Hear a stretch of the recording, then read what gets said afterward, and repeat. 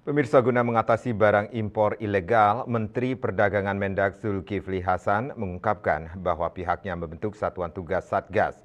Hal ini dilakukan bekerjasama dengan Asosiasi Himpunan Peritel dan Penyewa Pusat Perbelanjaan Indonesia atau HIPINDO.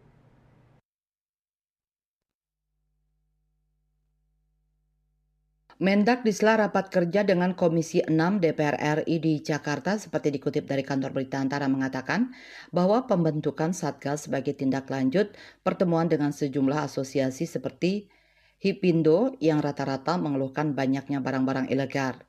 Pria yang akrab disapa Zulhas ini mengatakan pembentukan Satgas nantinya untuk mengecek pemasaran barang-barang impor ilegal di pasaran.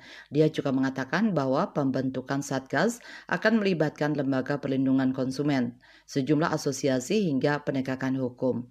Meski begitu, Zulhas tidak menyebutkan secara rinci kapan waktu pembentukan Satgas tersebut karena masih akan dilakukan rapat lanjutan dengan akan mengundang pemangku kepentingan terkait mengenai hal tersebut. Sebelumnya, Himpunan Peritel dan Penyewa Pusat Perbelanjaan Indonesia HIPINDO menginginkan pemerintah membentuk satgas khusus untuk menangani impor ilegal guna menjaga daya saing sektor retail. Menurut dia, pihaknya ingin satgas yang dibentuk itu melakukan pencegahan penyelundupan barang ilegal di pelabuhan, jalur tikus, maupun pelabuhan resmi, serta menerapkan penegakan hukum terhadap oknum pemerintah yang turut melakukan pelolosan produk impor ilegal ke pasar domestik.